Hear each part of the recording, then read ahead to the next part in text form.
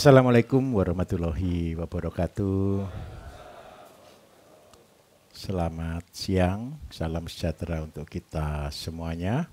Om Swastiastu, Namo Buddhaya, dan salam kebajikan. Bapak Ibu, saya akan mencoba ya dengan, ini bisa baca yang sana ya? Saya semua bisa ya? Ini kok tumben miringnya, biasanya ke sini kok miring ke sana ini. Saya akan mencoba dengan cara baru. Soalnya ini peserta kan over ya, ini 60 lebih nih ya. Supaya kebagian semua. Jadi saya akan mencoba merangkum semua materi Bapak Ibu dalam 1,5 jam, 2 jam ini. Ya, mudah-mudahan semua bisa menangkapnya. Saya yakin semua sudah hafal dari YouTube kan?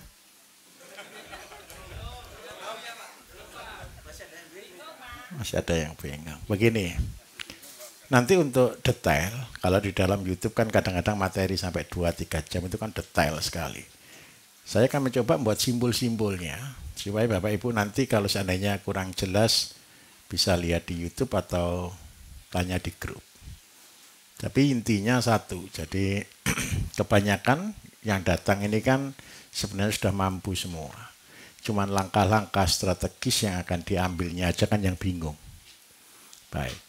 Begini Bapak Ibu, saya yakin Bapak Ibu datang kan tujuannya untuk kepingin berhasil kan? Betul kan? Banyak orang selalu kepingin berhasil. Karena apa? Keberhasilan adalah kunci utama untuk berkembangnya suatu usaha.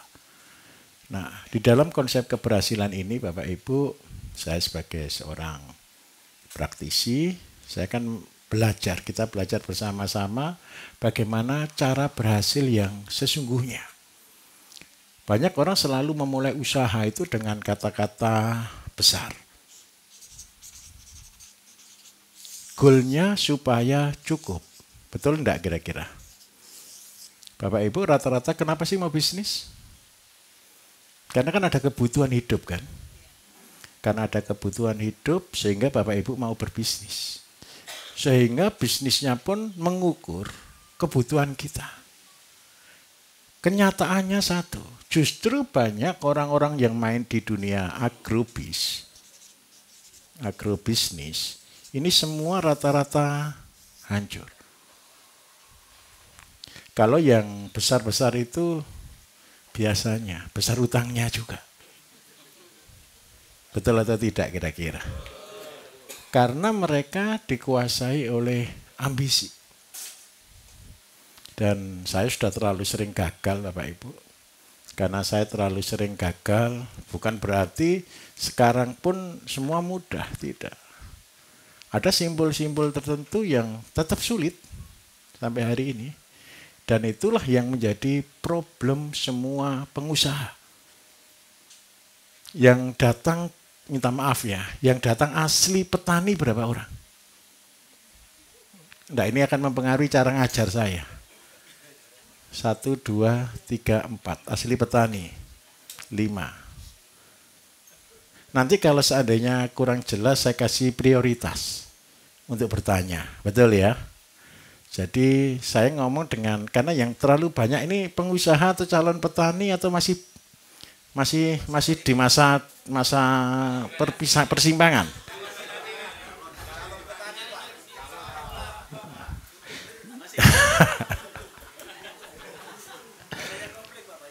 Gitu ya. Baik. Dunia agrobisnis Bapak Ibu sangat menggiurkan. Tapi jeleknya satu. Dunia agrobisnis itu dipilih yang pertama. Ketika orang mau pensiun. Mereka selalu berpikir nanti kalau saya pensiun, saya punya uang, saya akan buat kandang. Saya akan beli sawah. Saya akan bertani. Itu mencapai rating 60 hingga 70%, Bapak Ibu. Saya biasa ngajar diundang di perusahaan-perusahaan untuk MPP ya, masa persiapan pensiun. Semua cita-citanya menjadi petani. Alasannya ya enak sudah tinggal tua.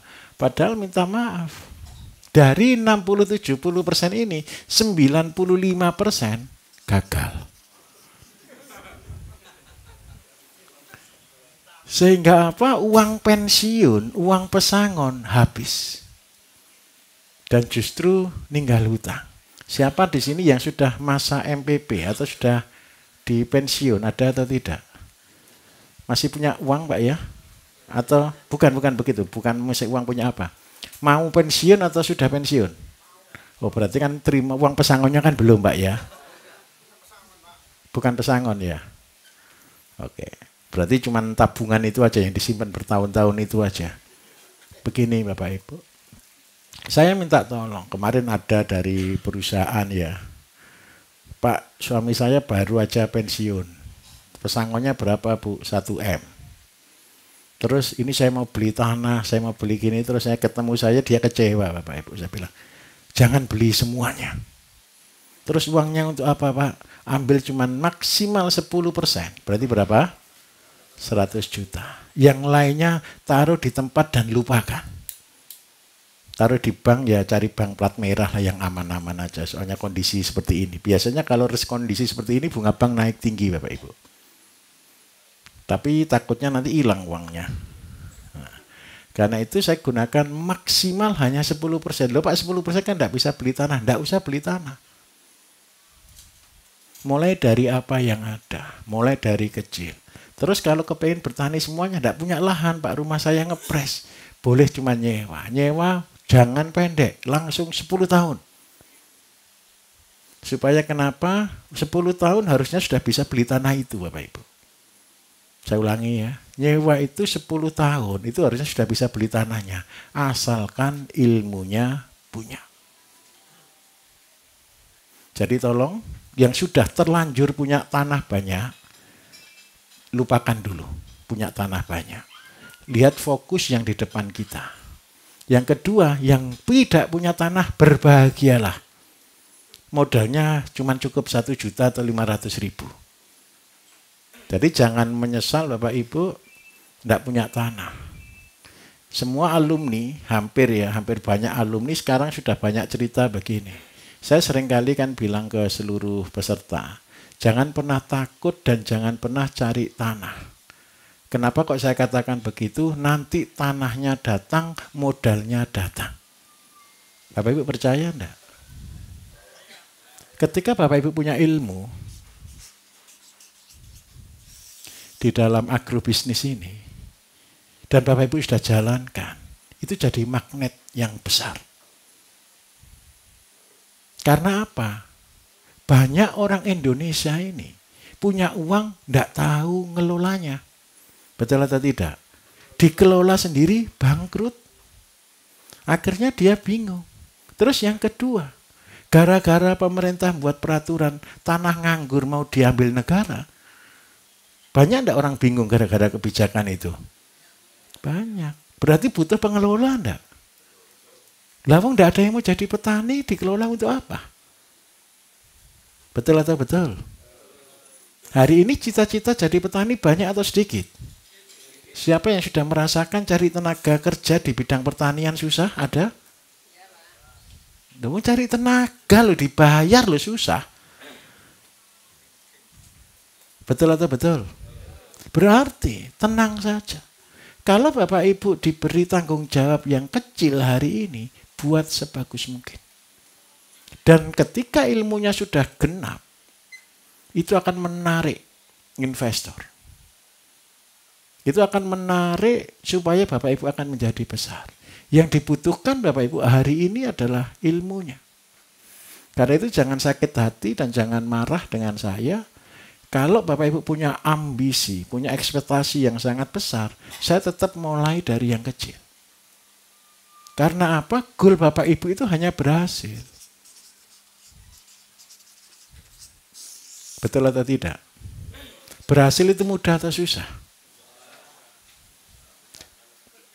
Kalau kecil mudah atau susah berhasil itu? Nah, kalau goalnya berhasil itu mudah kalau yang kecil, ya buatlah yang kecil. Loh Pak, kalau dimulai dari yang kecil, kebutuhan kita sudah besar. Salahnya sendiri, kenapa kebutuhannya besar? Yang harus dikecilkan itu kebutuhannya. Berarti yang kita rubah, kalau kita kepengen berhasil dan kecil, yang kita rubah apa Bapak Ibu? Gaya Gaya hidup yang dikecilkan. Gaya hidup yang dibuat simpel. Gaya hidup yang dibuat sederhana. Loh Pak, ini sudah terlanjur hutang. Ya repot. Sudah terlanjur punya jurang. Betul atau tidak? Jangan nambah hutang. Hutangnya harus ditutup dulu. Loh Pak, nutup hutangnya ini kalau tidak besar kelamaan. Rundingan. Apalagi dalam kondisi krisis seperti ini kesempatan Bapak Ibu. Saya kasih contoh. Habis ini bukan dihapus ya hutangnya ya. Hutangnya akan diperpanjang tanpa bunga. Ini kasih bocoran saya ke Bapak Ibu. Ekonomi sekarang krisis atau tidak? Berat atau tidak? Kemarin yang waktu saya meresmikan pabrik pupuk di Ponorogo kan dengan Pak Bupati. Habis PMK Bapak Ibu, satu orang itu hutangnya 5 bank. Yang dipakai jaminan sapi. Yang keren lagi sapinya mati. Penagihnya berhenti enggak nagih? Enggak berhenti. Ini Pak Bupati berjuang luar biasa, akhirnya dapat kompensasi. Setiap sapi yang mati dapat 10 juta. Kira-kira bisa mampu bayar enggak kalau kondisi seperti itu? Kalau setiap hari ditagih terus, stres enggak petani ini? Ini saya akui hebat ini teman kita ini Pak Bupati Ponorogo.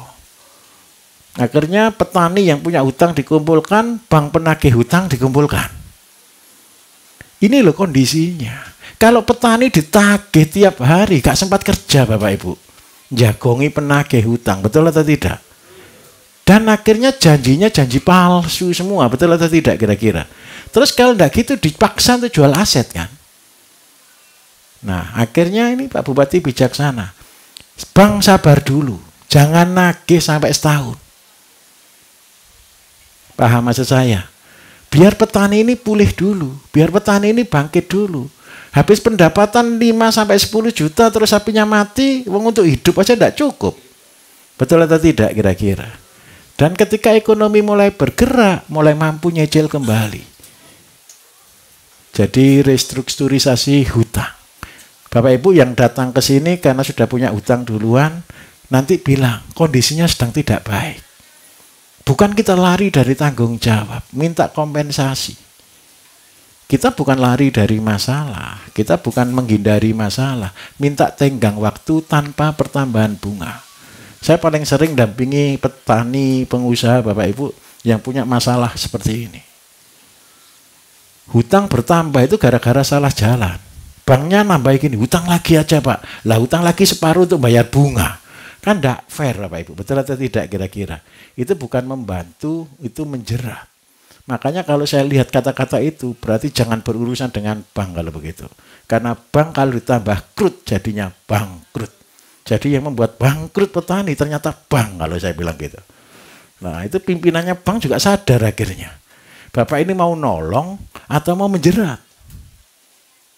Nah, petani juga sama. Kalau belum punya utang, tolong jangan berhutang. Saya ulangi ya, tolong jangan berhutang. Kalau sudah terlanjur salah, hutang itu salah Bapak Ibu. Karena ambisi. Kepingin cepat besar kan? Dan hasilnya satu. Saya jadi konsultan banyak perusahaan, teman-teman saya banyak pengusaha. Semua yang berurusan dengan bank pasti bermasalah. Kelihatannya kaya di depan, menangis di belakang. Kalau saya lebih baik puasa di depan, puasa di depan, hari raya di belakang.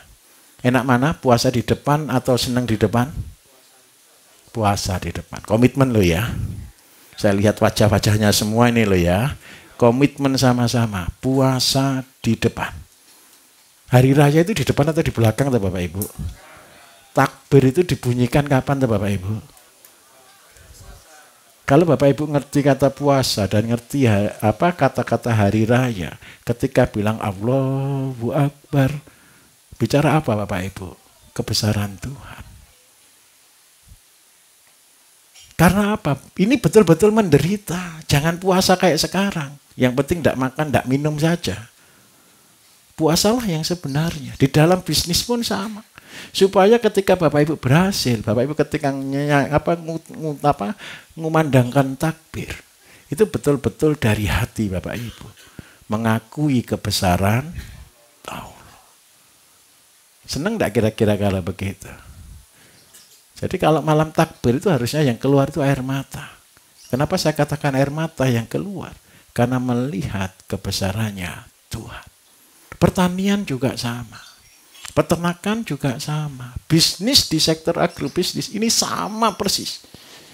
Karena kita menyebutnya tani, tawakal, amanah, niat, ibadah. Bertani itu ibadah. Bertani itu bukan bisnis. Karena itu jangan punya pikiran bisnis. Kemarin siapa yang nyoba? Pasti mati 100%. Kemarin siapa yang kemarin ya? Sudah dibuktikan kan? Alhamdulillah. Ini sampai dibuktikannya, Mas, pasti masa percaya, masa sih mati 100%? Percayalah, bisa. Dasarnya yang harus kita bangun. Bertani bukan karena bisnis. Bertani karena ibadah. Loh Pak, kalau cuma karena ibadah saja, kapan kayanya? Berarti Bapak Ibu tidak percaya ke Gusti Allah. Gusti Allah kepengen Bapak Ibu kaya atau miskin? Nabi-nabi itu semua kaya atau miskin? Nabi Muhammad sendiri itu kaya atau miskin Bapak Ibu? Ya sudah lah. Kalau Bapak Ibu berprinsip, kalau saya ibadah kapan kayanya, berarti itu orang yang benar-benar tidak percaya adanya Tuhan. Itu menghukum dirinya sendiri. Kenapa saya katakan seperti itu? Kaya-kaya hidup di dunia ini tanggung jawab kita. Betul atau tidak? Siapa yang punya prinsip Bapak Ibu sukses tidak sukses itu tanggung jawabnya Bapak Ibu? Dengarkan saya. Blueprint kita. Rencana Tuhan bagi kita. Rencana Gusti Allah bagi kita Bapak Ibu. Bapak Ibu harus berhasil. Bapak Ibu harus sukses. Bapak Ibu harus kaya. Kenapa kok begitu? Kalau Bapak Ibu tidak kaya, tidak bisa nolong orang. Nolong siapa? Orang-orang yang tidak percaya kepada Tuhan. Kenapa orang yang tidak percaya kepada Tuhan tidak mungkin berhasil dalam hidupnya di dunia pertanian? Coba bayangkan. Saya tuliskan dulu ini latar belakang paling dasar. Siapa dulu yang kepengen lahir ke bumi? Angkat tangan. Kok tidak ada yang angkat tangan? Loh, serius ini. Siapa dulu yang kepengen cita-cita saya dulu tuh cita-cita lahir di bumi, Pak? Ada enggak? Kalau Bapak Ibu saja lahir ke bumi, lo tahu-tahu muncul. Lah kok bingung mikir dirinya sendiri itu lo kenapa? Paham maksud saya? Bapak Ibu datang ke bumi itu berarti disuruh atau tidak? Siapa yang nyuruh kita? Ya sudah tuh, tenanglah hidupmu. Jangan bingung sendiri, jangan khawatir, jangan takut. Percaya saja ada Tuhan di bumi. Ada Gusti Allah di bumi. Percaya saja. Kalau Bapak Ibu sudah dasar ini tidak percaya, tanam apapun Bapak Ibu saya jamin 100%. Isinya itu detak jantung. Dan terakhir, tit.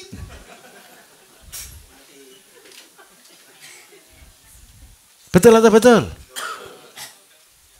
Kenapa saya katakan bisnis di dunia pertanian? Dulu Bapak Ibu, tidak ada kur. Bisnis pertanian itu tidak mungkin di ACC oleh perbankan. Ada yang dari keuangan di sini? Atau dulu pernah nyoba kredit untuk bisnis pertanian? Pasti tidak di ACC. Kenapa di ACC Bapak Ibu? Karena probabilitasnya 50-50. Judi. Masa orang judi boleh utang bank? Bapak Ibu ketika bertani, itu judi atau tidak? Judi, nyawa ndak ikut punya, harga ndak ikut punya, cuaca ndak ikut punya. Betul atau tidak? Saya ceritakan buruknya jadi petani. Pelihara ayam, tahu-tahu sakit, mati. Pelihara kambing, tahu-tahu mati. Pertanian, kepengen nanam dikasih kering. Kepengen panen dikasih banjir. Terus ketika dijual harganya murah. Loh mau apa lagi? Kan judinya tingkat dewa ini. Betul atau betul kira-kira? Itulah yang membuat dunia pertanian ditinggalkan. Dan saya harus mengubah konsep yang tidak baik ini menjadi spirit. Positifnya apa di sini? Setiap orang butuh,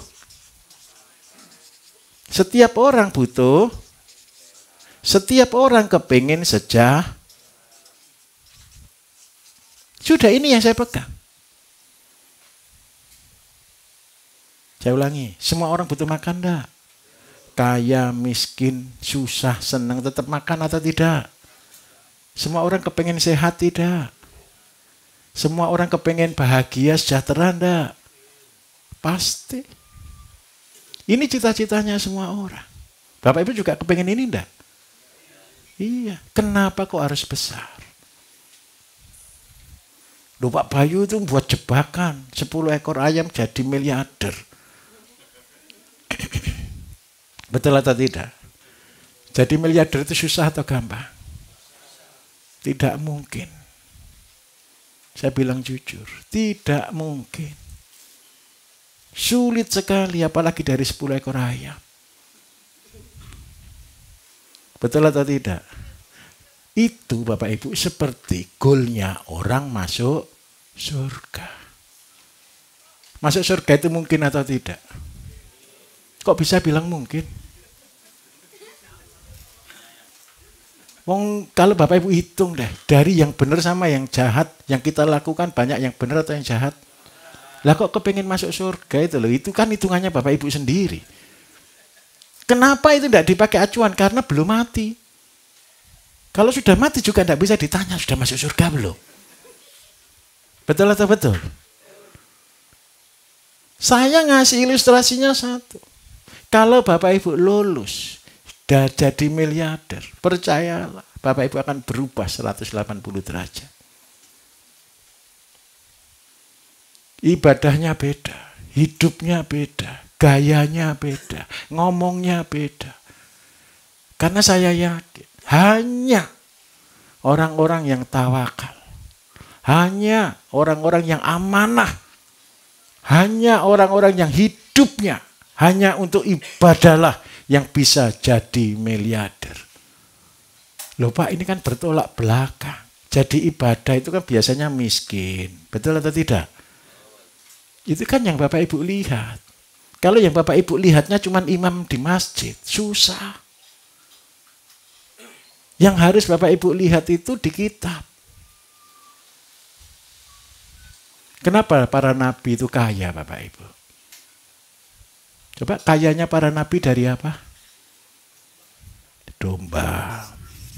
Betul enggak? Sapi. Betul enggak? Terus dilihat dari budak. Budak kalau dulu, kalau sekarang namanya karyawan. Ngitungnya dulu itu kambingnya berapa? Dombanya berapa? Sapinya berapa? Karena itu prinsip saya cuma satu yang tidak ditulis di situ. Ayamnya berapa? Loh serius di kitab itu tidak ditulis ayamnya berapa Bapak Ibu? Betul atau betul? Ayam itu gadokmologi saya saja. Paham ya maksud saya ya? Tapi setuju enggak kalau para nabi itu dihitung kekayaannya dari domba dan kambingnya? Setuju enggak? Dalam Bilhal Bapak Ibu, ada kitab Bilhal ya. Ketika Musa bin itu yang ketika Nabi Harun ya nuliskan begini. Ada seorang fakir miskin, seorang peminta-minta datang kepada Nabi Muhammad. Dan dia meminta sedekah. Tetapi oleh Nabi diambilkannya kambing. Ambillah kambing di antara 2 gunung. Siapa yang pernah baca kitab ini, ayat ini? Coba cek dulu, pernah dengar enggak? Sebentar, yang pernah dengar angkat tangan coba biar tahu saya. Betul ya? Si pengemis ini diambilkan kambing dari antara 2 gunung. Kemudian apa kata pengemis itu? Kenapa mereka jadi orang muslim akhirnya? Dikatakan begini, saya menemui orang yang tidak takut miskin. Yang tidak takut habis hartanya. Sehingga dia sama kaumnya berubah menjadi taubat. Bagi Nabi Muhammad sendiri, kira-kira kambing itu punya siapa? Punya dia atau punyanya Gusti Allah? Betul atau tidak? Kenapa Nabi Muhammad itu gampang aja ngasih kambing dan domba? Karena tidak ikut punya. Saya ulangi. Karena tidak ikut punya. Bapak Ibu kalau punyanya orang ngasih ke orang kan gampang aja kan? Loh, serius saya tanya. Ikhlas karena tidak ikut punya. Supaya Bapak Ibu dikasih terus yang banyak. Milikilah semuanya dengan prinsip. Bapak Ibu sering dengar kata titipan enggak?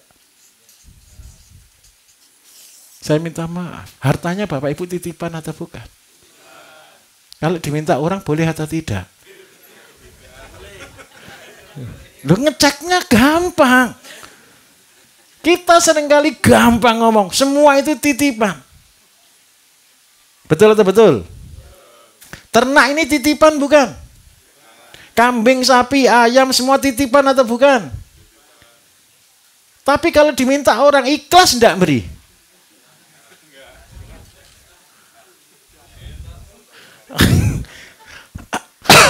Pak, kita semua masih daging, Pak.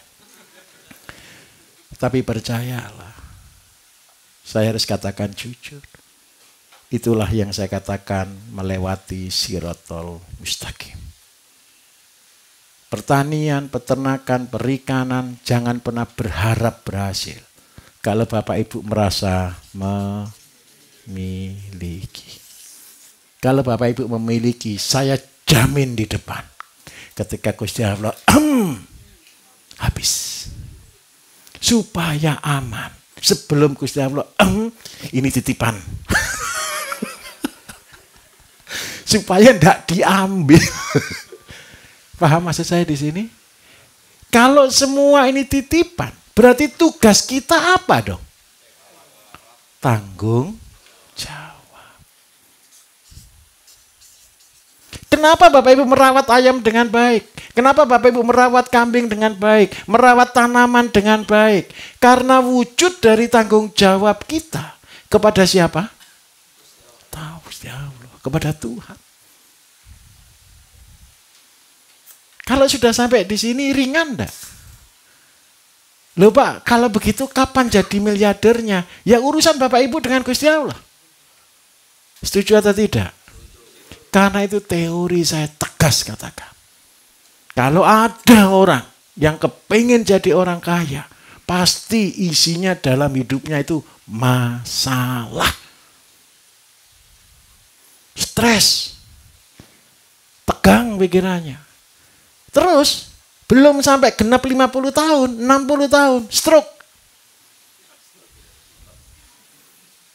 Coba bayangkan, seandainya Bapak Ibu tidur aja mikir kambing saya gimana ya? Ayam saya gimana ya? Nanti hilang enggak ya? Nanti dicuri orang enggak ya? Takut enggak pikirannya? Kalau sudah pikiran kayak gitu, tensinya tinggi atau rendah? Ada karyawan isinya marah terus, tinggi atau rendah tensinya?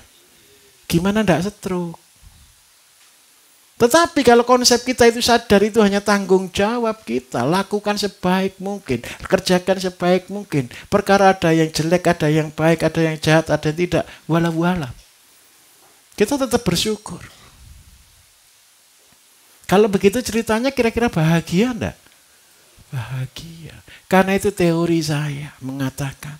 Jangan pernah kepingin jadi orang kaya. Karena orang kaya itu tidak enak. Siapa yang Bapak Ibu kepingin jadi orang kaya, saya bilang dulu. Saya jadi orang kaya itu tidak enak. Kenapa tidak enak? Lebih dari limit, bingung. Yang datang lain, PPATK. Pak Bambang ini takut, aku nanti diperiksa PPATK ini gimana. Cuman gara-gara uang pelatihan ini loh Bapak Ibu. Sampai Pak Bambang, Pak ini bukan bisnis uang ini loh, program amal nanti ngundang PPATK itu kan soro Bapak Ibu. Coba kalau pelatihan 1 minggu sampai 1 bulan 4 angkatan itu 1 miliar lebih itu 1 bulan. Itu yang datang tukang sita negara. Makanya kita mikir. Orang lain kepengen punya pendapatan segitu aja bingung. Kita buangnya yang bingung.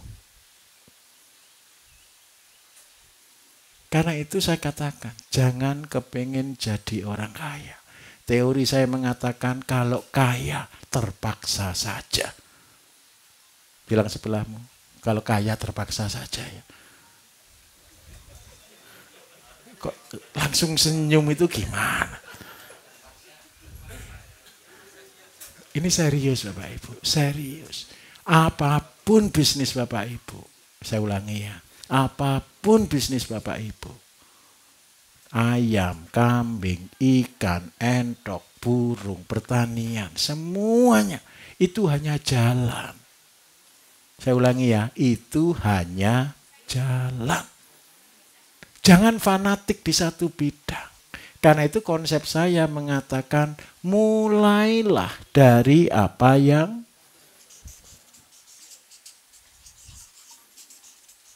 Bapak Ibu paham enggak kata-kata apa yang ada? Semua keajaiban. Ada orang susah. Biasanya keajaiban yang tertulis. Anggaplah kata-kata kayak mukjizat. Dimulai dari apa? Dari apa yang ada? Apa yang ada padamu hari ini? Apa yang ada padamu sekarang ini? Sedihnya satu Bapak Ibu. Orang itu selalu mikir di luar. Betul atau betul? Mikir yang fata morgana. Yang janji-janji palsu. Yang seolah-olah itu menggiurkan tapi itu bohong semuanya. Tidak pernah mau melihat di sini. Di hati kita, di lingkungan kita, di rumah kita. Apa yang kita punya hari ini. Apa yang kita punya hari ini Bapak Ibu itu berbicara tentang seed. Bibit, benih.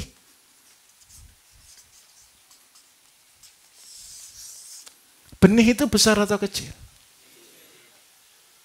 Benih itu banyak atau sedikit? Bapak Ibu makan benih jagung 1 kilo cukup enggak untuk hidup 1 bulan? Enggak cukup. Tetapi hukumnya kalau benih ini jatuh ke baru bisa menjadi besar. Baru bisa menjadi banyak. Di sini saja Bapak Ibu ini pengorbanan. Bapak Ibu punya benih. Benih ini bisa dimakan enggak? Bisa. Tetapi Bapak Ibu harus buang. Betul atau tidak? Dibuang ini hilang atau dapat? Hilang kan? Dari benih dibuang ke barang kita habis atau enggak? Taruhan kan di sini kan? Hidup atau mati. Berkembang atau habis. Pertanyaan kedua, siapa yang menumbuhkan ini? Allah. Tugas kita apa? Menanam. Menyiram, merawat. Sudah, ini ada tugas kita. Tugas kita kalau sudah tanam benih, menanam dan merawat. Siapa yang menumbuhkan? Tuhan, Allah. Berarti saya tanya, lebih besar mana tugasnya? Kita atau Gusti Allah? Ya sudah.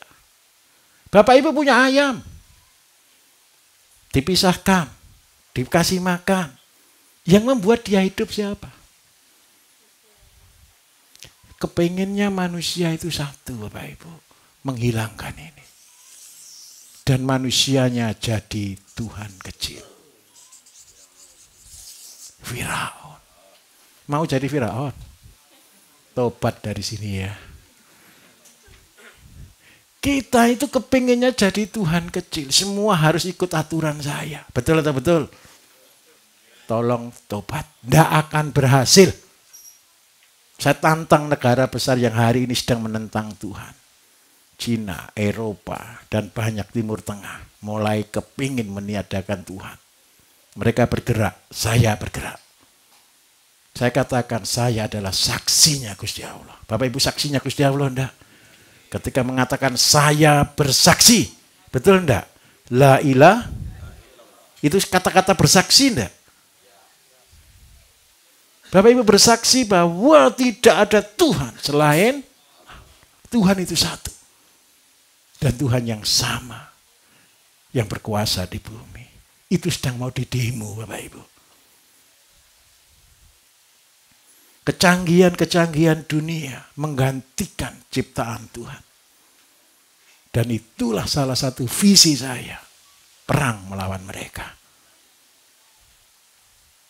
Saya tidak kepingin anak cucu kita besok semuanya murtad. Zamannya sebentar lagi. Kalau tidak ikut aliran mereka, berarti siap-siap hidup menderita. Dan dimulai sudah perang itu. Nanti kalau kita semua sudah pakai chip. Sekarang kan dicoba dulu. Semua transaksi pakai lewat KTP. Betul enggak? Terkonek. Kalau Bapak Ibu dablek, nakal sama negara. Nomornya Bapak Ibu diblokir. Celik.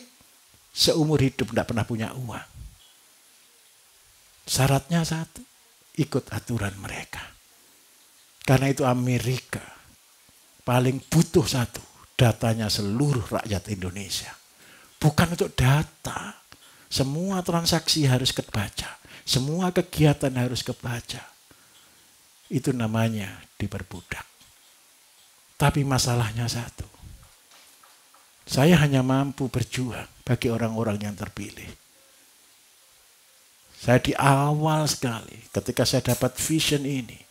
Ketika saya dapat panggilan ini, saya mengatakan, saya mau berperang, saya mau berjihad. Walaupun pasti kalah. Walaupun pasti mati. Karena itu saya katakan, saya berani berlangkah. Saya berani berjuang. Dan perang ini Bapak Ibu, tidak mungkin kita menangkan. Tapi saya minta tolong dengan sangat. Satu. Bapak Ibu kira-kira masih punya anak enggak ini?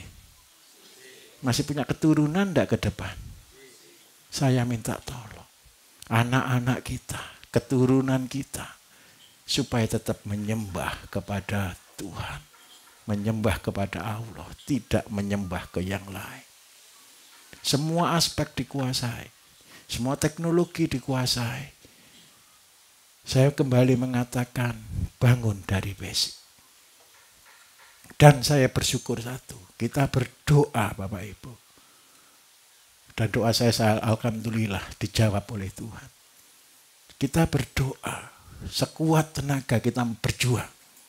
Seandainya nanti Bapak Ibu yang ada di sini menjadi terang, menjadi lampu di setiap daerah masing-masing. Membangun daerahnya masing-masing. Indonesia lah yang akan menjadi negara merdeka. Setuju atau tidak? Itu tujuan saya. Itu alasan saya. Tapi sayang, waktunya sebentar lagi. Tolong ya, pulang dari sini langsung action. Nggak usah nunggu besok lusa ya. Pulang dari sini jangan action. Saya masih gagal ngeluruskan alumni Bapak Ibu. Saya berdoa itu hanya 1.000 orang kok. Yang datang sudah 3.500-an orang. Berarti sepertiga ini gagal. Yang berhasil berapa orang berarti tinggal? Kalau ini sekarang ini sepertiga. Kalau peserta nambah terus target saya 1.000 berarti kegagalannya semakin besar ini. Betul atau tidak kira-kira? Saya berharap satu. Bapak Ibu lah yang saya harapkan. Saya kasih ilmu semuanya. Karena itu walaupun dalam 3 hari pun saya mencoba membagi hidup saya buat Bapak Ibu. Tapi perjanjian di awal tolong dilakukan. Bapak Ibu mencintai keluarganya kan? Mencintai bangsa ini kan? Hari ini kita bukan tidak percaya dengan pemerintah. Siapapun presidennya, siapapun pemerintahannya akan goncang dalam kondisi ini. Akan berat sekali. Kalau Bapak Ibu mencintai bangsa ini, tolong jangan bikin gaduh. Jangan ngomong saja, tapi bekerja. Setuju atau tidak kira-kira? Mimpikan satu. Bapak Ibu bersinar di seluruh desa. Semua desa bisa bangkit dalam 2-3 tahun ke depan. Tahun 2027, 2028. Memasuki masa perubahan tahun 2030. Kita sudah kuat. Kita sudah kuat. Karena apa? Kita merdeka. Kita mandiri. Kita sudah berdaulat. Tidak tergantung ke siapapun. Mau merdeka? Sudah bisa mandi semua kan? Sekarang jangan hanya mandi. Hidup juga bisa mandiri. Kita lanjutkan ke teorinya. Bagaimana caranya berhasil? Kalau kita sadar semua hanya titipan. Apa yang Bapak Ibu punya hari ini, itu adalah harta Bapak Ibu. Dan konsep kedua yang harus kita terima tentang harta adalah satu. Semua itu pemberian atau hasil kerja kita. Setuju? Kalau itu pemberian? Pemberian berarti dari Allah, setuju? Dari Allah memberi ke kita rizki, rezeki lah. Semua diberikan. Kenapa Bapak Ibu diberi rezeki? Supaya hidup. Saya ketemu orang Bapak Ibu yang paling susah dalam hidupnya. Rumah saja di bawah jembatan.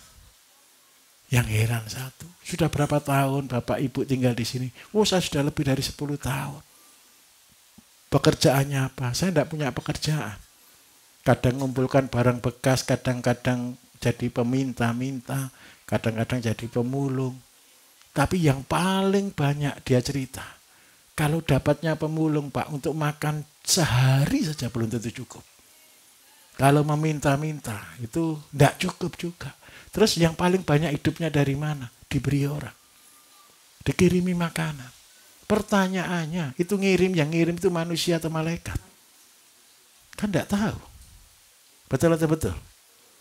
Ternyata setiap orang Bapak Ibu pasti hidupnya dijamin Allah. Percayalah. Saya punya pasien.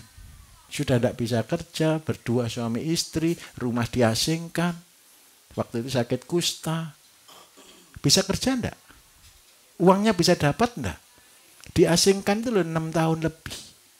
Pertanyaannya satu, 6 tahun gak kuat nyangkul.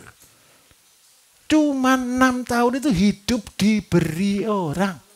Pertanyaannya kan satu, kok ada orang yang digerakkan hatinya untuk nolong dia? Betul atau tidak? Berarti siapa yang nyuruh semuanya? Allah. Tolong di sini saya katakan, jangan takut tentang hidupmu. Jangan khawatir tentang masa depanmu. Ada Allah yang menyediakan semuanya bagi kita. Terus pekerjaan kita apa dong Pak? Pekerjaan kita itu hanya melakukan tanggung jawab. Tanggung jawab untuk apa? Yang pertama.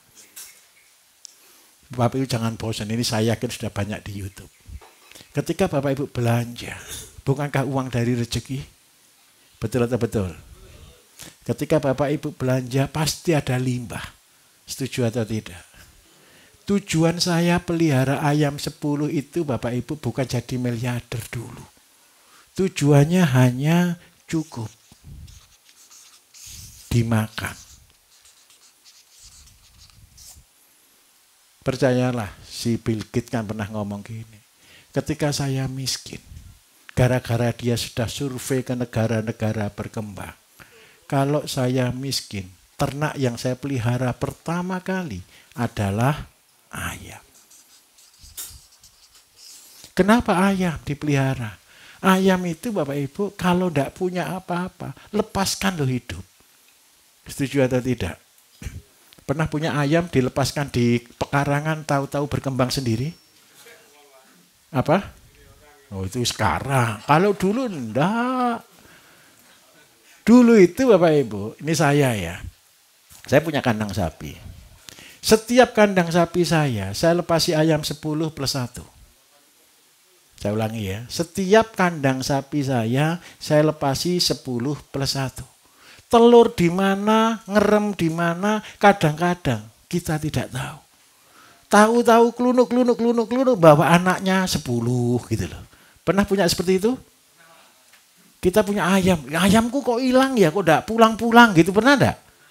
Tahu-tahu klunuk bawa anak, betul enggak? Oh ternyata dia bertelur dan mengeram di luar. Yang heran satu, ketika dia punya anak itu loh, harus tunjukkan ke kita. Dia hormat dulu ke kita. Sama anaknya netes itu loh, kita pasti didatangi. Percayalah, coba nalar baik-baik. Tahu-tahu datang dia sedang berkata, ini loh anak-anak saya. Loh kok tertawa tuh Bu, bahagia sekali Bu. Kita kadang-kadang melupakan hal-hal sederhana. Ayam aja tahu siapa tuannya. Dia sedang absen, ini anak saya bos. Habis gitu dia hilang lagi. Nanti kembang lagi. Tidurnya di mana? Nggak usah disediakan rumah loh. Dia bisa cari tempat tidur di atas pohon, di atas kandang. Betul nggak kira-kira? Dan yang hebat satu. Kalau nggak diurus gitu, banyak-banyak sendiri. Setuju atau tidak? Malu dong kalau kita motong dia. Kita tidak pernah berjasa. Nah, coba kata kuncinya di sini. Kalau dibiarkan saja, tambah banyak sendiri. Betul atau betul? Lah kalau dirawat Pak, kenapa kok tambah mati? Siapa yang sudah pernah begitu? Oh alhamdulillah mengaku. Kenapa kok bisa mati? Bukan, karena kita tidak ngerti bahasanya maunya ayam. Ayam itu maunya begini, dikurung cara kita. Kaget, stres Bapak Ibu. Saya itu kepengen merdeka, ayam itu bilang begitu loh. Kok dikurung kayak gini, menderita, mati. Ayam kalau stres, Bapak Ibu pernah stres enggak? Maunya bebas terus dikurung, makanannya langsung diganti. Loh ini tak kasih makanan enak, kok enggak mau gitu kan? Kok tambah mati? Karena dia bilang, Bapak Ibu minta maaf, pernah ke desa enggak? Siapa yang berasal dari desa? Masih punya saudara di kampung enggak? Punya saudara di kampung yang di primitif terus diajak ke kota, dikasih makanan kota, mau atau tidak? Oh dikasih makanan enak kok malah enggak mau, pengennya makanan desa aja, betul enggak? Jangan disalahkan. Kemarin ada peserta Bapak Ibu dari mana? Sydney ya? Sydney atau mana itu dok? Ya dari Australia lah pokoknya. Pulang ke sini enggak pernah makanan Indonesia, makan banyak Bapak Ibu. Diare. Kenapa? Perutnya bilang ini bukan makananku. Fair. Ayam juga sama. Karena itu saya minta tolong mulai dari yang kecil. Mulai dari yang kecil. Ikuti budayanya ayam dulu. Ada peraturan kedua kalau sudah pelihara ayam ini Bapak Ibu. Jangan pernah datangkan ayam baru. Lupa ayam saya kecil, tenang saja. Sekarang dunia lagi terbalik-balik. Kambing aja cari yang paling kecil dan paling mahal kok. Betul enggak? Kalau ada kambing kecil beratnya 1 kilo itu bisa harganya 5 juta, 7 juta itu. Kambing mini loh kan konyol. Kalau Bapak punya ayam mini juga bahagialah. Ayam saya mungil. Artinya bersyukur dari apa yang ada. Yang hebat satu, biarpun ayamnya mungil, apalagi ayam kate. Saya senang ayam kate Bapak Ibu. Ayam kate itu paling tahan mati. Kenapa saya katakan mau tahan mati? Mau mati, kate mati, kate. Jeleknya satu, kate besar tidak besar-besar. Tahu ya orang Jawa tahu ya kate ya. Kate itu hampir. Karena itu kalau pelihara ayam kate. Tapi jeleknya kate berkembang, tidak berkembang.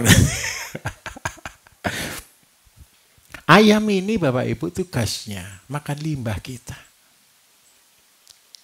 Kuncinya di sini. Rezeki kita dari Allah. Kita hanya menerima. Kalau saya punya ayam satu, saya rawat dengan baik. Saya mengerti bahasanya dia. Saya anggap dia bagian hidup kita, bagian keluarga besar kita. Ayam ciptaannya siapa? Setuju? Ayam ciptaannya Allah. Dan percayalah, ketika Bapak Ibu berhasil, Gusti Allah lihat itu, Bapak Ibu dikatakan lulus. Kalau lulus kira-kira diberi satu atau diberi banyak? Diberi banyak. Kalau Bapak Ibu kepingin jadi miliarder dari ayam, lulus dulu. Loh Pak, cita-cita saya kepingin jadi miliarder, boleh. Itu kan tinggi sekali. Enggak, biasa. Saya kasih tahu Bapak Ibu, ketika saya usia 16 tahun, saya punya cita-cita bangun training center seluruh Indonesia. Tapi mulainya satu dulu. Satu itu saya tulis, saya butuh tanah 12 hektar.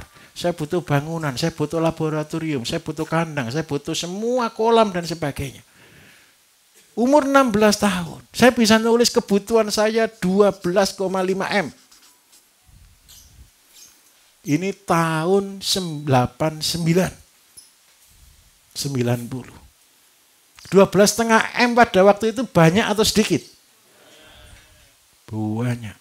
Yang nulis anak SMP kelas 3 masuk SMA kelas 1. Konyol atau tidak? Super konyol. Sampai gara-gara super konyolnya, semua orang dekat saya mengatakan saya tidak waras.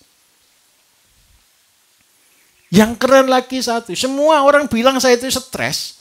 Semua orang tak ceritani. Hidup saya Bapak Ibu, hampir ya, 90%. Saya hanya mengejar ini. Bagaimana saya harus berjuang? Bagaimana saya harus dapat uang? Bagaimana saya harus punya uangnya? Bagaimana saya harus kaya? Menurut Bapak Ibu, mungkin tidak. Saya buat ayam, buat bebek, nanam semangka, nanam cabai. Mulai saya masih SMA. Dan saya katakan jujur, tujuan saya cari uang ini. Tujuan saya untuk menolong orang.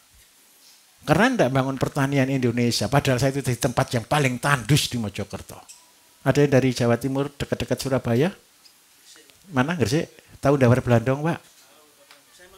Oh nganti, oh tonggoku malah nih. Dawar Blandong itu tanah tersubur. Betul atau enggak Pak? Tanah tersubur Pak. Kalau orang bilang kata Dawar Bapak Ibu, itu sudah tanah tandus, primitif, miskin. Betul enggak Pak? Itu tempat saya. Dan dari tempat itu, mimpi itu saya bangun. Kerennya satu, saya harus nunggu Bapak Ibu sampai tahun 2012. Lama atau sebentar? 1989 atau 90 lah pasnya. 90 sampai 2012 berapa tahun? 22 ya? Lama atau sebentar? Yang keren lagi, dari 22 tahun ini gagal 18 kali.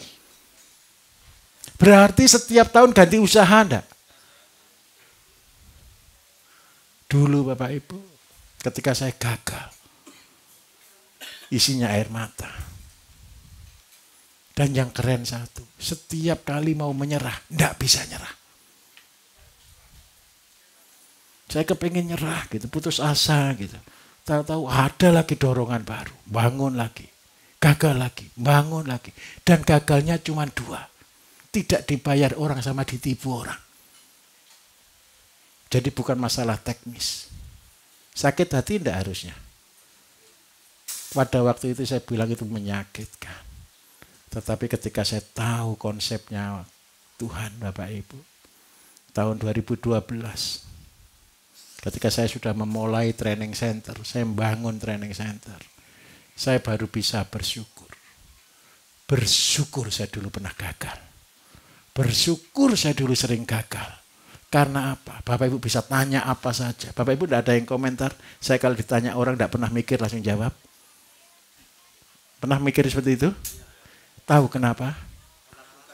Karena 18 kali gagal. Berarti seluruh bidang hampir selesai Bapak Ibu. Ternyata itu disuruh sekolah sama Gusti Allah. Kenapa saya hafal detail? Wong saya pelaku. Seandainya saya berhasil di satu bidang, kira-kira bidang yang lain saya pelajari atau tidak? Tidak akan. Dari sana saya betul-betul sujud syukur. Bersyukur saya gagal. Siapa yang sudah dalam hidupnya sering gagal di sini? Alhamdulillah, bersyukurlah. Tapi tolong, gagal itu adalah pengalaman. Gagal itu adalah kesempatan yang diberi kepada kita. Dan saya minta tolong, jangan minder. Saya minder dulu Bapak Ibu. Terutama keluarga-keluarga besar. Sampai minta maaf. Untuk makan lo tidak bisa. Saya ulangi ya. Siapa di sini sudah sampai level untuk makan aja tidak bisa? Bersyukurlah. Kalau Bapak Ibu untuk makan aja tidak bisa, Bapak Ibu tahu namanya susah. Bapak Ibu tahu namanya lapar. Bapak Ibu tahu namanya penderitaan. Jadi ketika Bapak Ibu bisa makan banyak, semua ada, tolong satu, bersyukurlah. Karena apa Bapak Ibu saya harus melihara ayam ini? Supaya kita bisa bersyukur. Supaya kita tetap bersyukur. Dan tidak jadi sombong diri. Dunia pertanian, dunia peternakan, biarpun Bapak Ibu jadi miliarder, bagi Gusti Allah menghancurkan terlalu gampang. Percayalah. Bukan hanya jadi peternak, jadi apapun di bumi ini kalau sombong terlalu gampang hancurnya. Supaya apa kita harus bersyukur? Supaya kita berjalan pada panggilan. Destiny kita. Tujuan hidup kita. Bapak Ibu kalau diciptakan Allah berarti punya tujuan atau tidak? Siapa yang punya tujuan? Bapak Ibu atau Allah? Sudah tahu enggak tujuan hidupnya apa? Nah, repot ini. Siapa yang sudah tahu tujuan hidupnya? Kalau besok mati sudah siap. Siap! Tujuan saya tersampaikan semuanya. Jangan sampai ditanya malaikat, sudah selesai belum tanggung jawabmu? Tanggung jawab yang mana?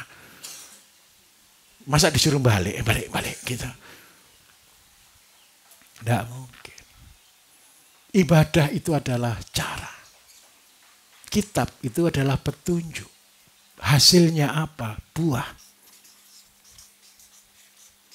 Buahnya itu apa? Bermanfaat bagi banyak orang. Orang-orang lah yang akan menjadi buah-buahnya Bapak Ibu. Orang-orang lah yang akan menjadi bukti keberhasilan Bapak Ibu. Karena apa? Manusia diciptakan karena ada manusia yang lainnya. Setuju atau tidak? Jadi tugas kita itu siar. Mengembangkan. Ngajari orang. Mendidik orang. Melatih orang, memuridkan orang. Supaya apa? Semua berhasil. Jangan takut ilmunya habis. Banyak orang kadang-kadang punya ilmu sedikit aja disimpan rapat-rapat. Tidak boleh ada orang tahu. Betul atau tidak? Dan teori itu saya mentahkan semua. Bapak Ibu kalau dengar teori saya ini paling bodoh di dunia. Teori ini tidak ada bukunya. Tahun 2015-2016 Bapak Ibu dengan profesor dari Norwegia. Dia minta ilmu saya loh, waktu itu udah tak kasih. Ayo kita buat perusahaan Pak, begini. Saya bilang saya malas buat perusahaan Pak, sudah terlalu banyak perusahaan saya. Total banyak Bapak Ibu, saya lupa berapa jumlahnya. Kenapa saya bisa lupa jumlahnya? Karena habis tanda tangan nama aja lupa saya. Udah serius. Terlalu banyak orang ngejak kerjasama buat PT gitu. Itu sampai kadang-kadang kalau ditanya PT saya berapa, saya juga tidak tahu. Yang tahu itu pajak gitu loh. Ngerti mengingatkan kadang-kadang. Yang paling resiko lagi kalau PT-nya ada laporan pajak. Kita sebagai komisaris dipanggil. Tapi mau punya perusahaan banyak, pinter dulu. Pinter dulu. Dan teori saya Bapak Ibu, semua yang saya dapat adalah gratis. Saya sudah tidak baca buku mulai tahun 2010. Saya sudah tobat tidak baca buku. Saya kepingin langsung belajar dari Allah. Ilmu apa namanya? Laduni. Ketika saya terapkan konsep ini, siapa yang saya pertaruhkan? Allah. Kalau Allah dipertaruhkan Bapak Ibu, Allah yang tanggung jawab. Enak enggak sampai ditanggung sama kita yang kerja, Allah yang tanggung jawab. Enak enggak kira-kira? Saya melihat itu sujud saya luar biasa. Saya bersyukur luar biasa. Saya membuat produk-produk itu semua sederhana.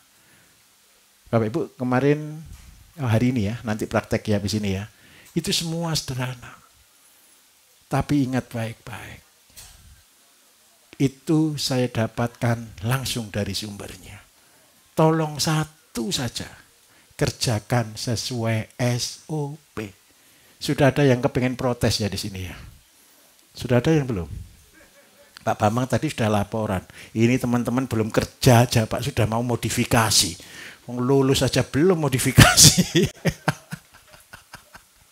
Tolong kerjakan dulu. Sampai ngeh dulu, sampai lulus dulu jadi santri. 3 tahun ya waktu saya Bapak Ibu belajar ya. 3 tahun lakukan sampai lulus. Begitu lulus saya jamin Bapak Ibu lebih hebat dari saya.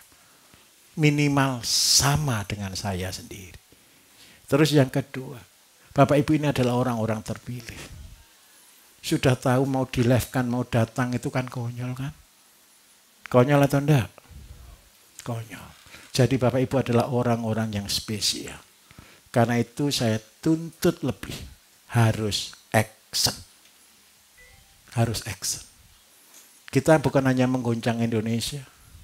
Lagu tadi saya baru ngerancang lagu tadi, ngelamun-ngelamun saya ciptakan lagu untuk lagu kita.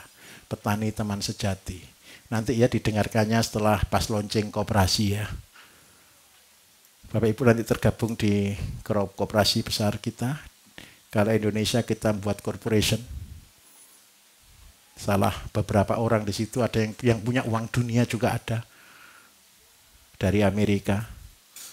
Jangan sebut namanya, perusahaannya. Tahu ya Bapak Ibu ya? Yang punya uang dunia tahu enggak? Yang dari Amerika tahu enggak Pak? Enggak tahu ya. Ini yang menghutangi seluruh negara dan bank di Indonesia, di seluruh dunia. Dia juga tergabung dalam kelompok kita. Karena ada orang hebat, ada orang biasa. Karena itu saya takut jadi di situ. Nanti kita tidak buat perusahaan, tapi kita gabungan dari koperasi dan akan menjadi corporation besar. Supaya keputusan adalah rapat anggota. Kalau rapat anggota itu kan bulat. Tidak pernah terwujud. Karena semua usul. Betul atau tidak? Itu adalah cara paling aman yang saya lakukan dan saya tidak berada di dalamnya. Saya hanya keluar dari situ. Saya hanya di luar saja. Saya akan tetap di BSM. Saya akan tetap ngurusi orang-orang sakit saja. Bapak Ibu yang ngurusi bisnis semuanya. Saya tidak ada di dalamnya. Dan itu kita akan mulai dari sini. Waktu 3 tahun ini harus efektif. Lulus Bapak Ibu. Kalau 10 ekor ayam berapa tahun jadi miliarder? 3 tahun. Kenapa angka 3 tahun ini penting Bapak Ibu? Tahun pertama sekolah. Sekolahnya dari tanggung jawab dulu. Bapak Ibu tidak akan pernah jadi miliarder kalau tidak bertanggung jawab. Kalau Bapak Ibu jadi bendahara, Bapak Ibu jadi bendahara, tahu bendahara ya? Uangnya hilang terus jadi bendahara lagi atau tidak? Dipecat kan? Nah, saya minta tolong, jadilah bendahara yang baik. Supaya apa? Uangnya tambah banyak yang dikelola. Kalau jadi bendahara itu uangnya Bapak Ibu atau uangnya titipan? Tolong jangan dihabiskan, itu tidak ikut punya. Loh Pak, kalau saya jadi kaya kan hak saya. Siapa bilang? Itu cuma dititipi Gusti Allah untuk nolong orang banyak. Masih kepengen jadi miliarder atau enggak kalau begini?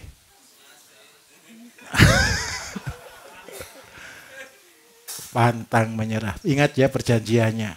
Bapak Ibu akan dibuat berhasil oleh Gusti Allah untuk menjadi jalan keluar, untuk menolong banyak orang. Itu bukan untuk Bapak Ibu sendiri. Loh Pak, boleh dong beli mobil mewah? Boleh, itu bonus. Tapi tanya dulu sama Gusti Allah. Kalau enggak tanya dulu nanti hilang. Kalau enggak gitu nabrak. Dulu Bapak Ibu saya pernah beli Lexus terbaru. Ya, ketika itu gara-gara gitu saya bingung beli mobil apa lagi gitu ya. Akhirnya cari mobil sombong. Keluar dari dealer enggak sampai 1 bulan ditabrak truk Bapak Ibu. Padahal Lexus terbaru. Mau nyalakan sopirnya. Ya enggak, ya sudah ya berarti enggak boleh sombong. Akhirnya masuk bengkel walaupun asuransi dan semuanya tetap aja jadi enggak enak. Akhirnya saya kembali ke mobil biasa lagi. Jadi tolong jangan sombong. Oke, setuju? Saya lanjutkan yang kedua. Ayam ini Bapak Ibu. Kenapa saya cuma milih 10 ekor plus 1? Karena dari ayam ini kelihatannya sepele. 10 plus 1 sepele enggak? Ibu siapa tadi yang mau jadi jualan telur? Mana? Butuh berapa Bu per bulan?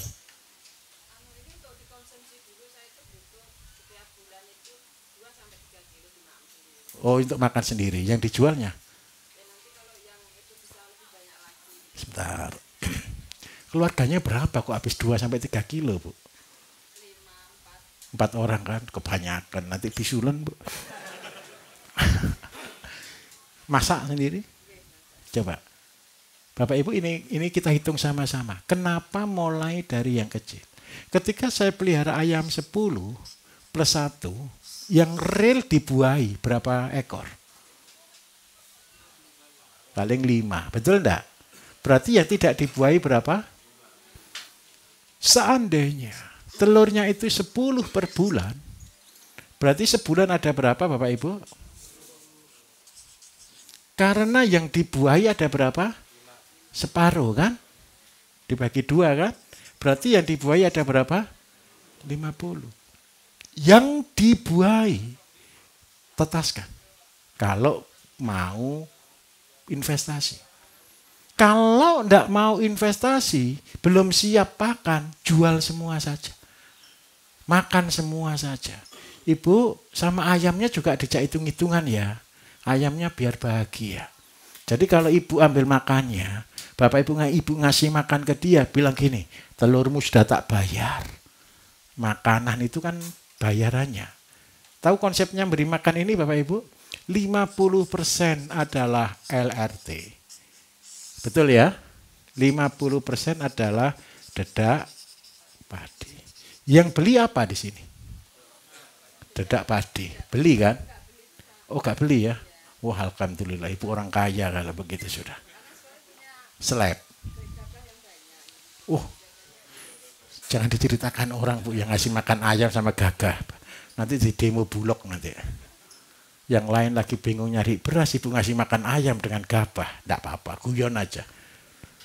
Begini, kalau seandainya Bapak Ibu mau, sudah saya pakai konsep tradisionalnya dulu. Nanti saya akan jelaskan yang pakai gabah padi. 50% pakai gabah, beli apa pakai bekatul. Beli atau enggak bekatulnya berarti? Belinya bekatul ini Bapak Ibu sama ketika Bapak Ibu beli telur ayam dari ayam. Yang dikonsumsi berapa? 50, betul enggak?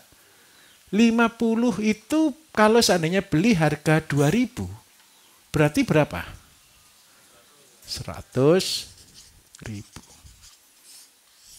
100.000 Bapak Ibu, ini kalau per hari berapa? Anggap aja 3.000, boleh? Kalau kita punya ayam 11, makan kita berapa kilo ayamnya?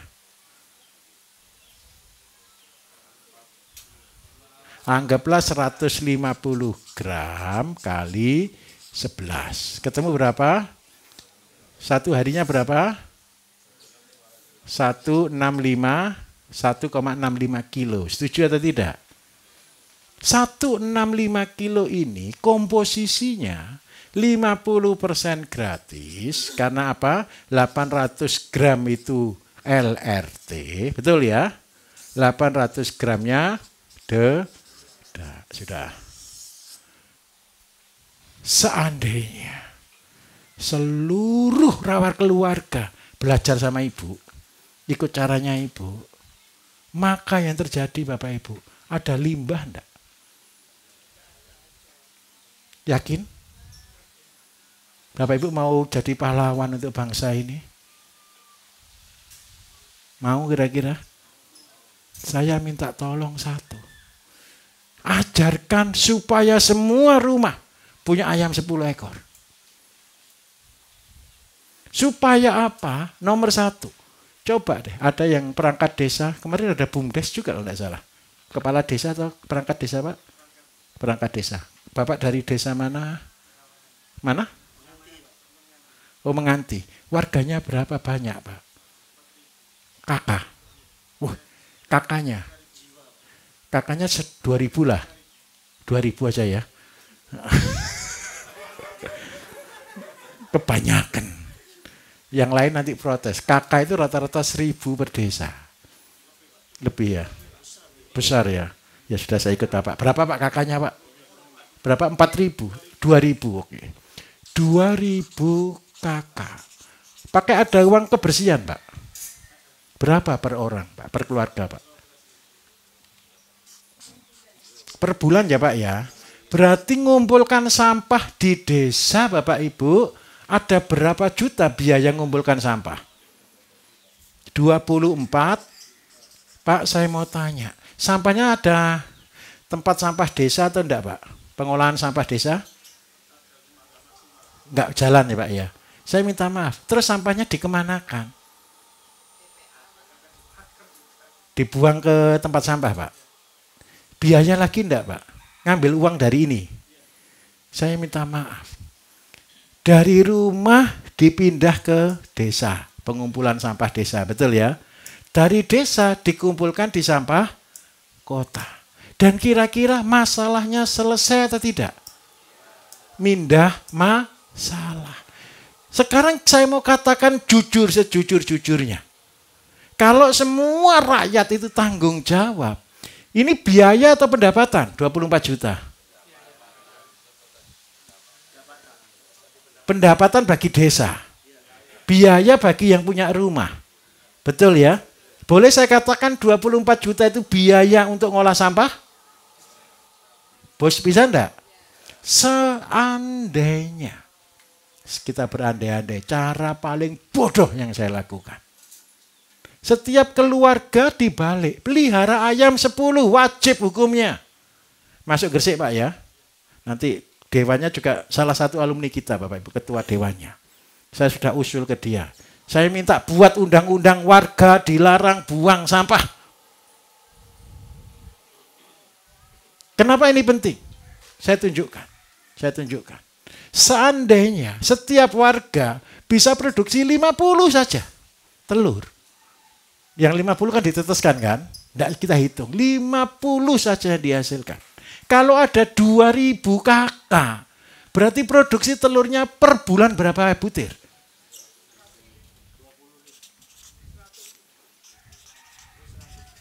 Kalau harganya 2.000, ketemu berapa? Ini income atau biaya? 24-nya juta masih tetap atau enggak?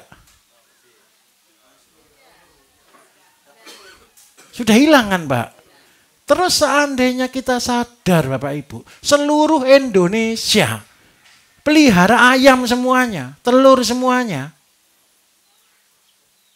Minta maaf ya, kita ini sudah menyelamatkan berapa triliun biaya sampah. Pak minta maaf, yang olah di tempat sampah pakai anggaran 24 juta ini atau tidak Pak? Ada lagi kan? Dari negara, itu miliar enggak kira-kira? Miliar. Satu kabupaten, dinas lingkungan hidup ngurusi tempat sampah, bisa habis 1 miliar. 1 bulan. 1 tahun anggap aja 10 miliar. Indonesia ini ada 500 kabupaten Bapak Ibu. 500 kali 1 miliar. Berarti berapa? Berapa triliun? Kali setahun ketemu berapa? Lah kalau mau daripada bayar pajak rakyatnya, efisiensi kan katanya presiden kan. Tolong. Waktunya kita bottom up. Kasih contoh ke pejabat. Kalau belum bisa buat undang-undang, rakyat bisa membantu negara. Hemat biaya 50 triliun per tahun. Loh, bahagia kan? Syaratnya satu. Semua rumah wajib pelihara ayam. Keuntungannya apa gara-gara ayam? Yang pertama, telurnya dimakan. Selesai atau tidak? Minimal 1 Bapak Ibu. Kebutuhan gizi terpenuhi. Keluarga. Gara-gara ada ayam, pasti buang kotoran. Jangan pernah pelihara ayam dan berharap tidak keluar kotoran. Ayamnya patung dan tidak bertelur. Serius enggak? Kotorannya ini limbah atau berkah? Limbah Pak, pertama jadi masalah, bau.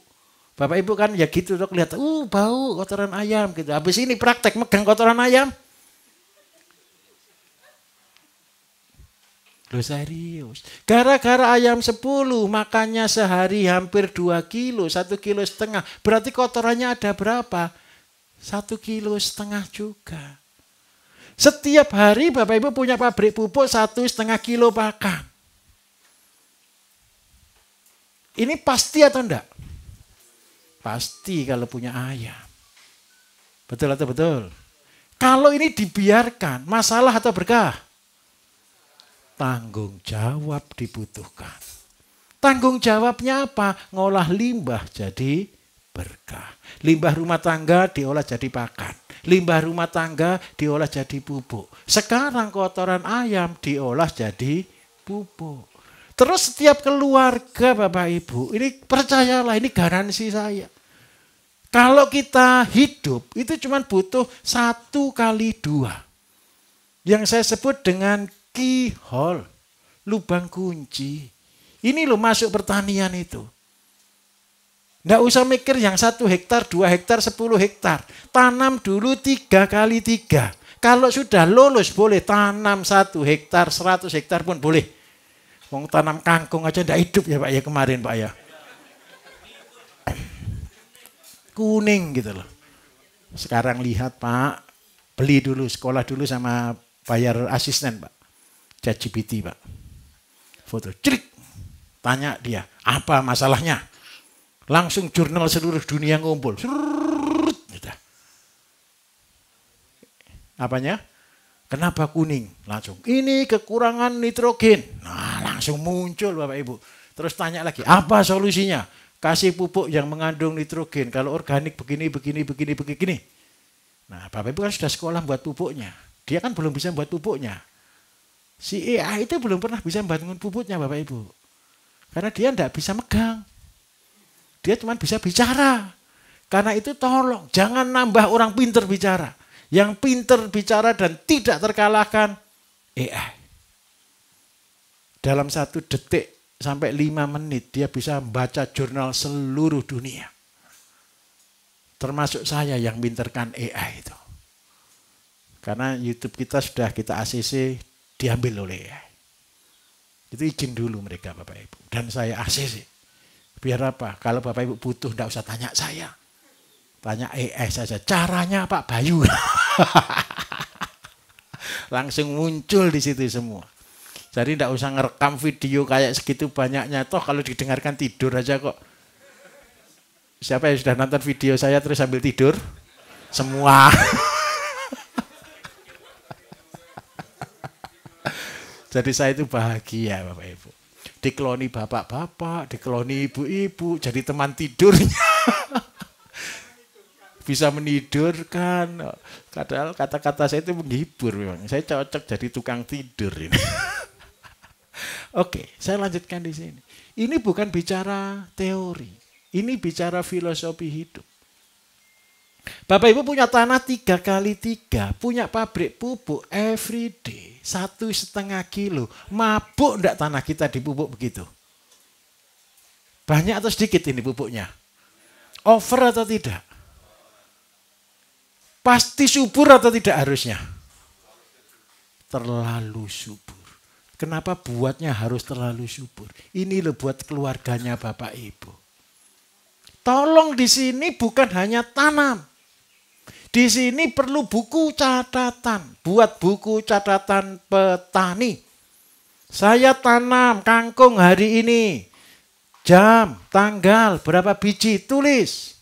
Besok kegiatannya kangkung mulai mengembang, mulai cambah. 3 hari lagi keluar daun. Kalau perlu ukur pakai penggaris. 3 cm, hari kedua mulai keluar cabang lagi. Terus ukur sampai panen berapa hari. Bapak Ibu punya catatan enggak kalau begini?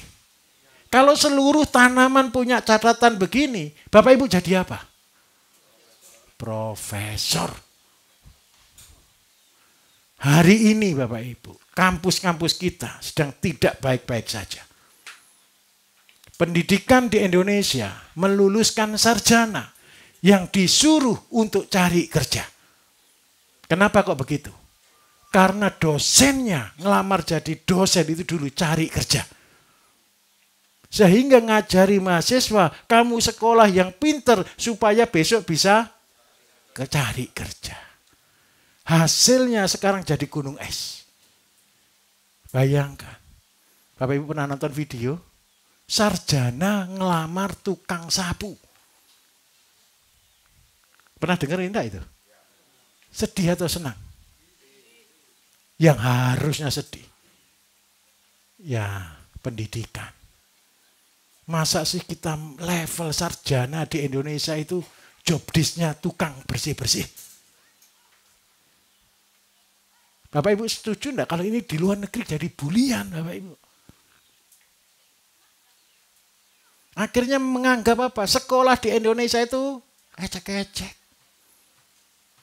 Daripada nganggur. Kalau saya berprinsip, 1, ciptakan kampus di rumahnya masing-masing. Di mana laboratoriumnya? Ini adalah laboratorium kita. Kalau Bapak Ibu sudah punya laboratorium ini, percayalah, Bapak Ibu sedang menciptakan generasi yang hebat. Setuju atau tidak kira-kira? Kalau kita hitung 3x3 itu berapa sih? Jalannya di sini 1 meter. Berarti tinggal berapa? Kalau dibagi 4 orang ketemu berapa? 2 itu kan 1x2 kan? Ingat baik-baik, ini filosofinya. Untuk hidup Bapak Ibu butuh cuma 1x2 meter. Tidak usah serakah. Ada yang kemarin datang bilang ke sini tidak punya lahan enggak? Kalau hidup sendiri 1x2 masih ada enggak? Kalau enggak ada tolong gentengnya ganti terpal. Tanamnya di atas genteng. Gentengnya saya jamin Bapak Ibu. Untuk tidur itu enggak cukup 1x2. Loh susah ya memang hidup itu cari susah kok jangan tanya. Tapi buat sebagus mungkin. Enggak serius. Siapa yang belum punya lahan sama sekali lahannya ngepres sudah? Ada enggak? Ada Bu ya? Tidak ada halaman sama sekali? Oh, alhamdulillah punya berarti Bu. Punya. Gitu. Kalau tidak punya sama sekali Bapak Ibu, ikuti teori saya. Heboh 1 kecamatan, 1 RT minimal lah. Gentengnya diturunkan. Nanti orang bilang, ngapain turunkan genteng? Habis sekolah di Pak Bayu, kok sekolah Pak Bayu bikin gila. Pulang-pulang nurunkan genteng.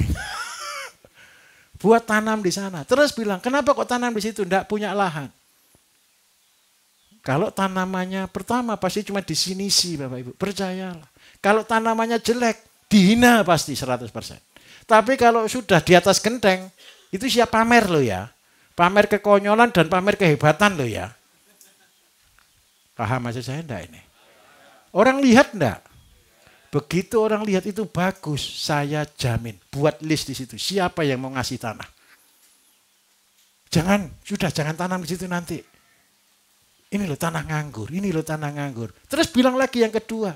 Alasan yang kedua orang bilang enggak punya modal, setuju atau tidak? Percayalah. Nanti ada orang akan berkata, tak modali. Loh, kurang apa? Banyak orang-orang ngeluh. Di sosmed itu ngeluh luar biasa Bapak Ibu. Iya kalau yang punya lahan. Yang kita ini lahan aja enggak punya. Bukan enggak punya lahan, enggak punya ilmu. Ada lagi orang, iya itu orang kaya. Kalau kita enggak punya uang. Yang bukan enggak punya uang, enggak punya ilmu. Kalau Bapak Ibu berhasil buat 3 kali 3, garansi saya. Uang datang, tanah datang. Enggak usah pakai KTP.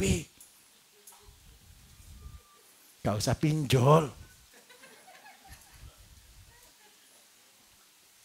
Ini betul kok. Pak Bambang kemarin upload salah satunya di Facebook itu loh Bapak Ibu. Ada orang kepengen ikut pelatihan, enggak punya uang. Gara-gara enggak bisa punya ikut pelatihan, enggak punya uang, dia cuma jadi murid YouTube. Dan ketika dia melakukan semua ilmu saya, orang itu melihat. Dan yang keren satu, tanah dikasih, bebek dikasih, kambing dikasih, ayam dikasih. Dia bersyukurnya luar biasa. Jadi saya minta tolong bagi teman-teman yang mendengarkan ini. Jangan semua ikut pelatihan. Beri saya waktu istirahat. Serius Pak. Saya juga bosan ngajar yang sama bertahun-tahun itu bosan. Gimana Bu? Ya enggak apa-apa. Itu alasannya semua orang. Ada lagi. Saya sudah menjalankan semuanya. Saya sudah lulus semuanya. Saya datang. Kenapa kok datang Pak? Sanafnya. Kepengen salaman loh, bayangkan. Lah kalau gitu salaman aja pulang ngapain ikut pelatihan? Tapi enggak apa-apa. Ini adalah juga wujud tanggung jawab saya. Ketika saya dikasih ilmu. Saya harus kerja keras Bapak Ibu. Karena apa? Masa yang diajarkan pancet terus. Jadi terpaksa gara-gara ada pelatihan ini saya sering kenceng doanya. Nambah ilmu apa lagi? Paham maksud saya? Karena itulah saya berharap satu. Saya kadang-kadang bisa lupa loh apa yang saya sampaikan. Karena apa? Harus tutup baru terus begini. Jadi kalau ada orang tanya perkara SOP, saya tidak pernah mau menjawab daripada keliru. Kenapa kok keliru? Sudah dicatat, dikasihkan berkali-kali kok masih tanya aja SOP itu. Paham maksud saya ya? Saya minta tolong, lakukan. Habis pelihara ayam, tanam sayur. Kalau sayurnya, tadi makan dari apa sayurnya? Pupuk. Pupuknya dari mana? Ayam. Ayamnya makan apa? Limbah. Limbah itu apa? Bukan rezeki saja. Bapak Ibu kalau makan rawon gitu 1 bulan rawon terus atau tidak? Sebentar saya tanya serius ini. Yang hobinya rawon, makan rawon pagi, siang, malam selama 1 bulan rawon terus atau tidak? Gonta-ganti makanan tidak? Terus yang kedua, kalau Bapak Ibu setiap hari belanja, ibu-ibu cari yang bagus atau yang jelek? Kalau begitu saya tanya, limbahnya ini limbah bagus atau jelek? Berarti ayam itu menunya Bapak Ibu, apakah cuma daun terus saja atau tidak? Ingat baik-baik, ayam itu makanannya sudah 4 sehat. Kan sama dengan yang Bapak Ibu makan. Tapi tolong jangan pelit-pelit. Ayam betul-betul dikasih tulang. Aduh. Kasihan. Berilah sedikit. Tempe sisakan Bu, dijatuhkan kotak gitu, sak potong gitu loh Bu. Tahu juga dijatuhkan sedikit. Itu bagian keluarga kita. Terus kalau makan, orang Jawa dulu makan Bapak Ibu selalu disisakan. Betul enggak? Tujuannya untuk apa? Supaya ayamnya enggak mati.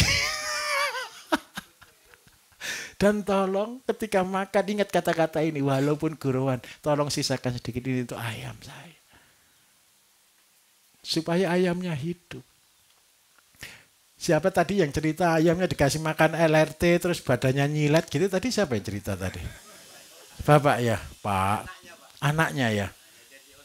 Oh gini, besok minta tolong. Ayam itu kebutuhannya sama dengan manusia.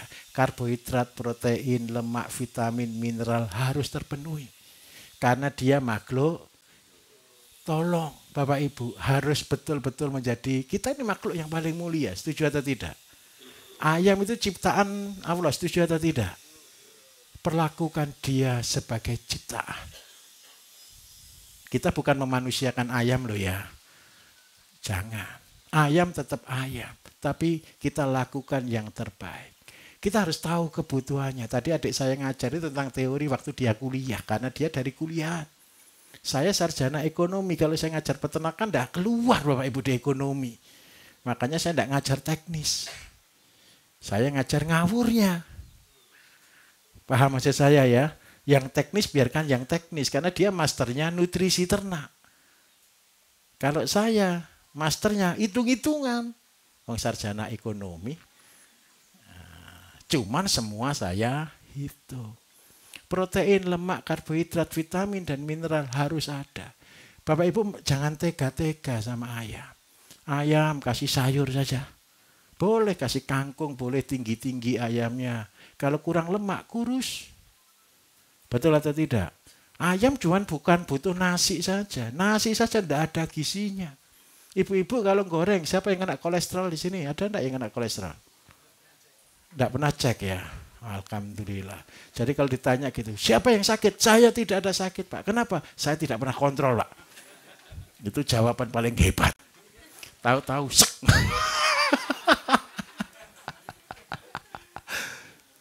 Saya kasih contoh. Orang yang kena asam urat, kolesterol Bapak Ibu, pantangan, salah satu pantangan. Kalau dalam saya, kalau kita hindari goreng-gorengan. Ya hindari makan wajan. Gitu.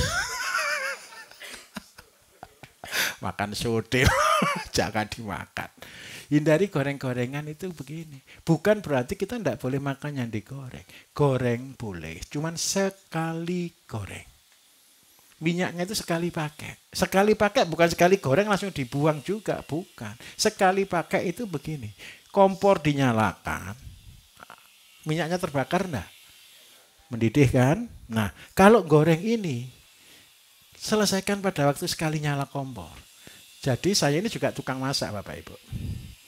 Jadi kalau masak itu, yang dulu apa dulu ini? Seandainya ada tahu, tempe, ikan, ayam.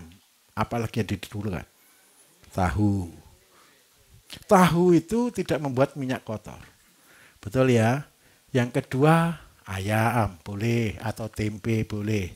Yang terakhir, ikan. Betul kan? Setelah empat-empatnya digoreng, api kan dimatikan. Tolong jangan dipakai goreng lagi. Kalau ini dipakai goreng lagi, ini namanya minyak yang teroksi. Ini sumbernya penyakit PJK.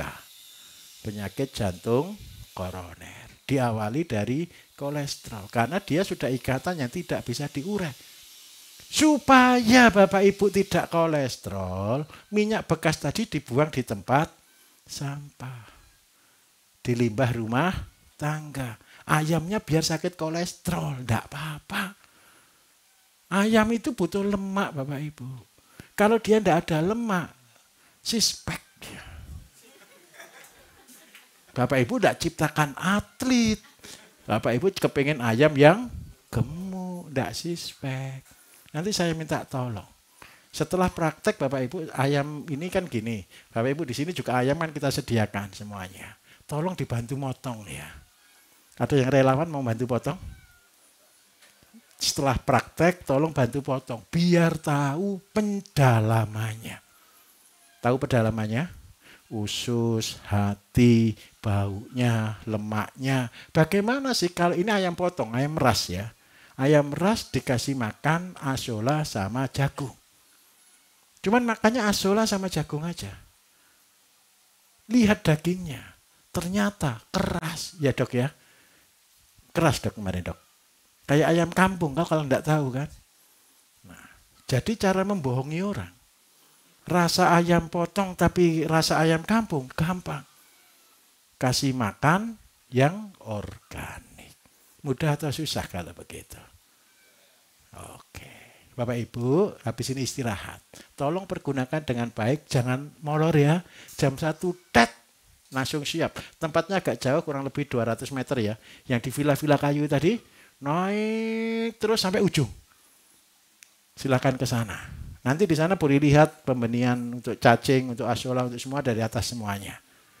Nanti malam kita akan diskusi full. Ya, praktek biasanya 2 hari, ini saya rubah caranya Bapak Ibu supaya saya tidak dikomplain. Ini kira-kira datang sudah punya pertanyaan belum ini?